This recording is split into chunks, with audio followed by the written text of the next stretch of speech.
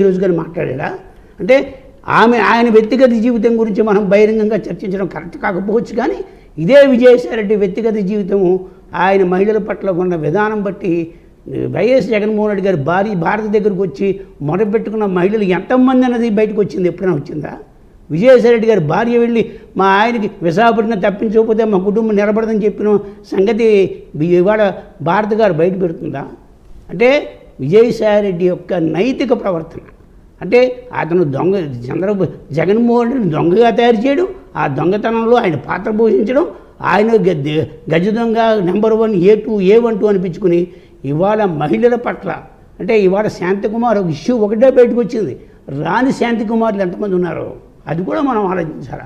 ఆయన ఆక్రోశం తట్టుకోలేక ఇవాళ ఎవరు చెప్తున్నాడండి, విశాఖపట్నం కార్పొరేటర్లో దాదాపు వైసీపీ 20 మంది కార్పొరేటర్లు శాంతికుమార్ చెప్తే కానీ విజయసాయిరెడ్డిని కలవని పరిస్థితి ఉంది. శాంతికుమార్ కానీ చెప్పమనండి, విజయసాయిరెడ్డిని డినై చేయమని కావస్తాయి. విశాఖపట్నంలో ఇప్పుడు ప్రజెంట్ ఉన్న కార్పొరేటర్లు ప్రతి వాళ్ళకి తెలుసు విజయసాయిరెడ్డిని కలవాలంటే శాంతిని కలవాలని. అంటే ఆ పరిస్థితి ఎందుకు వచ్చింది? ప్రభుత్వం విశాఖపట్నంలో అసిస్టెంట్ కమిషనర్గా ఉన్న ఆవిడ డిప్యూటీ కమిషనర్ ర్యాంకులో హోదాల్లో కూడా పనులు చేస్తే, అంతకంటే జాయింట్ కమిషనర్ ర్యాంకుల్లో కూడా హోదాలు ఉన్న ఫైల్స్ కదిపితే దేవాదాయ శాఖ కమిషనర్ ఎందుకు సైలెంట్గా ఉన్నాడు?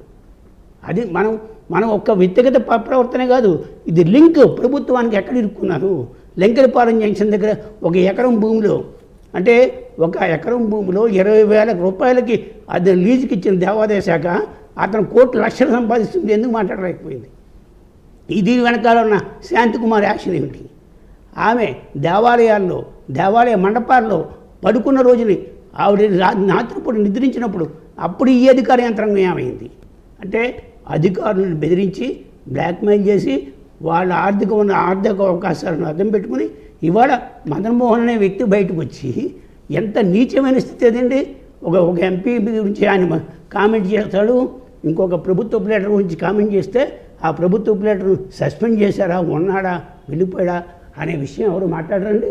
1,60,00,000 ఎందుకు ఇచ్చాడు విజయసాయిరెడ్డి? విజయసాయిరెడ్డి నెల్లూరులో పోటీ చేసినప్పుడు దాదాపు 200 కోట్లు ఖర్చు పెట్టడానికి ప్రిపేర్ అయ్యాడు. అంటే ఈ డబ్బంతా ఎక్కడి నుంచి వచ్చింది? ఎంత దందా చేస్తే వచ్చింది? అంటే జగన్మోహన్ రెడ్డి తప్పిదాలను ఎన్ని కాపాడితే అంత డబ్బు వచ్చింది. ఇవాళ విజయసాయిరెడ్డి ఆర్థిక వనరుల గురించి ఈడీ సిబిఐ దర్యాప్తు జరిపితే దేశంలో నైతికత రావాలి. భారతీయ జనతా